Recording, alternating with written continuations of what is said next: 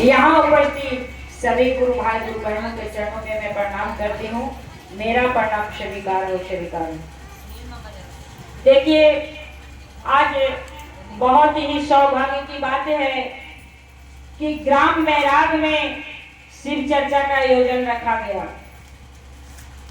और हम लोग सौभाग्य से ही अपने गुरु की बातें करने के लिए उपस्थित होते हैं और बहुत ही भाग्य से गुरु की बात होती है। यहाँ पर उपस्थित होकर मुझे अभी अभी कोई दीदी ने भी बताया कि ईसा मसीह में इसी चर्चा के लिए अभी हम और सुमन दीदी इस मैराग के गांव पे घूमे भी और सुने भी। तो ये सच्चाई बात है जो कि हमें दिखाई नहीं देता, उसी धर्म में हम जाने की कोशिश कर रहे हैं, लेकिन ये नहीं सोच रहे हैं कि महादेव हमारे गुरु हैं, उनमें रह के हमें क्या फायदा मिलेगा। देखिए, हमारे साईं हरिनानंद ने कितना कष्ट किया, जो कि 14 वर्ष शमशान घाट में रहकर भी उन्होंने बहुत कठिनाई से उनके मन में आया कि महादेव को गुरु बनाए। हमारी नीलम आनंद दीदी ने, जो कि आज हम लोग सभी दीदी हैं, चर्चा उनका संकल्प यही था कि हम महादेव को गुरु माने, बच्चा बच्चा शिवमय हो जाए। उसके लिए हम लोग आज दीदी भैया ने अपना शरीर जरूर छोड़ दिया, लेकिन उनका संकल्प का पूरा करने के लिए आज भैया दीदी ने इस धरती पर 3 करोड़ शिव शिष्य बनाए हैं। 1-2 नहीं दीदी, 3 करोड़ से ऊपर शिव शिष्य होंगे। हिंदू, मुस्लिम, सिख, ईसाई सभी इस धर्म को मानने के लिए तैयार हैं और बहुत जगह चर्चा होती है। ऐसे भी कहा गया है, चंदा मामा घर घर का मामा और भोला बाबा घर घर का बाबा है। इस बाबा में सबका हक है, पोता छर पोता पोती सभी बाबा के हक पर रह सकते हैं। पाताल उन्हीं का, आकाश धरती वायु जितना भी है सब उन्हीं का है, उनका दिया हुआ सब कुछ है। फिर भी हम उनको गुरु मानने से क्यों हिचकिचाते हैं? उन्हें गुरु बेझिझक बनाइए। आप कहती हैं दीदी कि जब मैं दया मांगने जाती हूँ तो मुझे दया नहीं मिलती है। आज बहुत से गुरु बहना यहाँ पर प्रसाद भी रख के बैठे होंगे और ये प्रसाद के भूखे महादेव नहीं है। आप उस भाव से जाइए, उस भाव में जाके देखिए कि महादेव दया करते हैं या नहीं करते हैं। आप उस भाव में चर्चा भैया ने बताया कि पहले में दया, दूसरे में चर्चा, तीसरे में नमन ले लिए। जब सब कुछ आपको बता दिया गया, फिर आपको संकोच किस बात का है? आपको डर इसी बात का लगता है। बहुत सी गुरु बहना बताती हैं, अभी मैं एक गुरु बहना को समझा के आई कि दीदी ईसा मसीह में रहने से कोई फायदा नहीं है।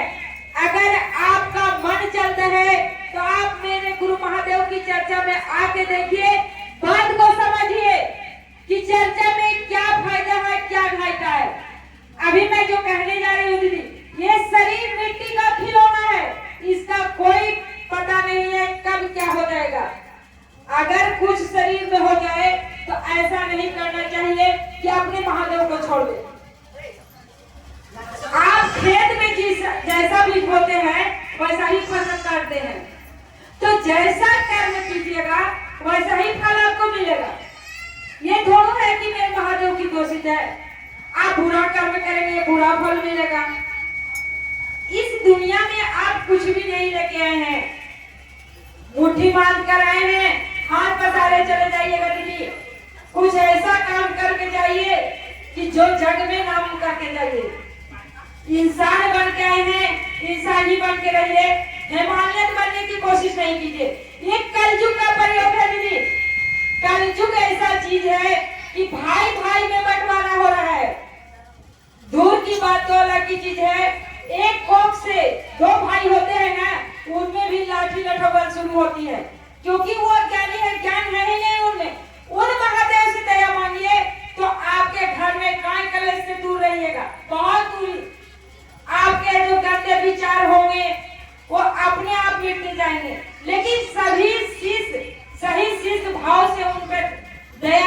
देखिए, मुझे तो बहुत तरह से अनुभूतियां मिलती हैं। आदमी कहता है कि मैं शिव को गुरु बनाने जाऊं, तो कैसे शिव गुरु हैं? शिव गुरु जैसे महान तो आज तक कोई गुरु नहीं मिलेंगे। ऐसे भी कहा जाता है दीदी, पानी पियो छान के और गुरु करो जान के। आप जानबूझकर शिव को गुरु बनाने की कोशिश कीजिए। ऐसे गुरु आपको कहाँ मिलेंगे जो कि अपने आप से उन्होंने जहर पिया था, जहर का विष का प्याला पिया था, और हम लोग को क्या दिया? अमृत। आज कोई दुनिया में कोई है महादेव जैसा दयालु कि जो खुद विष पिए, आपको अमृत पिलाए? आज जितना धरती पर जो बैठे हुए हैं, महादेव की दया से बैठे हुए हैं। आज हम लोग कहते हैं बेटा मेरा है, पति मेरा है, इस पर नाज करते हैं। इस पर नाज करके क्या कीजिएगा दीदी? कल को आपका बुढ़ापे का शरीर आ जाएगा ना, जिस पति ने एक चुटकी सिंदूर दिया है ना, वो भी आपका काम नहीं आएगा। जिसे आप कहते हैं बेटा बेटा बेटा, पुतो पुतो। जब बेटा की शादी हो जाती है तो एक आदि बेटा संस्कारी होते हैं कि जो संस्कार लाइन रास्ते पर चलते हैं। वो कैसे कि माता पिता जब संस्कार होंगे तो बाल बच्चे भी संस्कारी होते हैं। जब माता पिता में संस्कार नहीं उतरा तो बाल बच्चा कहां से संस्कार में आएगा? जब माँ रात दिन अपने सास को गाली देगी तो पुतोह भी कल को आएगी तो वही प्रभाव पड़ेगा कि मेरी सास तो मेरी दादी माँ को इस तरह से करती थी, तो मैं भी करूंगी इनको। वो पल्ला उल्टा होता है दीदी। इसीलिए कहा जाता है कि महादेव से दया मांग के देखिए, उनके जैसा बन के देखिए। जब आपके गुरु दयालु हैं तो आपको भी दया की आवश्यकता है।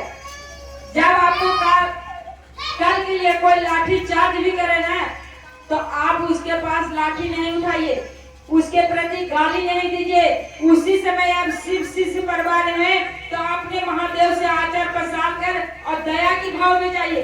आपको एक लाठी की भी मार नहीं पड़ेगी, इसकी गारंटी है।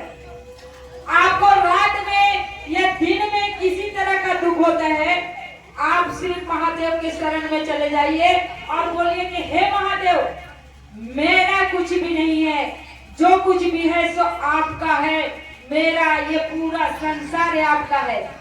आप सिर्फ दया मांगते हैं दीदी तो कहते हैं हे शिव गुरु, आप मेरे गुरु हैं, मुझ पर दया कीजिए। कभी आपने अपने मन से कहा कि हे शिव गुरु, आप मेरे गुरु हैं, सब पर दया कीजिए। एक बार भी अगर सब पर दया मांगेंगी ना, पूरे संसार पर दया मांगेंगी तो आप पे अपने आप दया बरसेगी। दया बरसाना ही है। इस कंगन को जब हम लोग पहन के चलते हैं तो बड़ी नाज से कहते हैं। कोई भी रास्ता में दीदी या भैया पूछते हैं कि हे दीदी, आप ये क्या चीज बांधे हुए हैं, तो हम लोग हंसते हंसते कहते हैं हम कंगन बांधे हुए दीदी। आप सिर्फ चर्चा में हैं? बिल्कुल दीदी, हम लोग चर्चा में हैं। आप महादेव के बारे में क्या जानती हैं, पूछा जाता है। तो दीदी, तो उन्हें चर्चा के माध्यम से बताइए। कभी आप कहिए ना किसी से कि दीदी आप चर्चा में झूठ के देखिए, तो आपसे पूछेंगे चर्चा क्या है। आप इतना बात फैला दीजिए कि आप मेरे गुरु को अपना गुरु बना के देखिए। जब आपने ये वाणी बोल दी कि मेरे गुरु को अपना गुरु बना के देखिए, तो उनके पल भर में चर्चा बनना शुरू हो जाएगी। वो तुरंत ही पूछेंगे कि अपना गुरु हम कैसे बनाए दीदी, किस तरह से अपना बनाए। तो उनको बताइए कि हे दीदी, आप चर्चा में जुटिए, नाम घोषणा कराइए। देखिए, नाम घोषणा कराइए। आज मैं इस स्थल पर बैठी हुई हूँ, मेराग स्थल में। देखिए, यहाँ के लोग, दीदी भैया की उपस्थिति बहुत कम है। क्यों कम है? यहाँ अज्ञानी लोग हैं, अभी तक उन्होंने महादेव को पहचाना नहीं कि मेरे महादेव किस नदी में है, कैसे कमाल के गुरु हैं। मेरे गुरु को अपना बना के देखिए। जहाँ तक मेरी आवाज जा रही हो, वहाँ अगर वहाँ के दीदी भैया नहीं आए हैं इस स्थल पर, तो आने की कोशिश कीजिए। जो शिव शिष्य में जुटे हुए हैं वो भी आएंगे, नहीं जुटे हैं वो भी आकर देखे कि महादेव कैसे गुरु हैं। आप कहते हैं कि महादेव दया नहीं करते हैं, दया उसी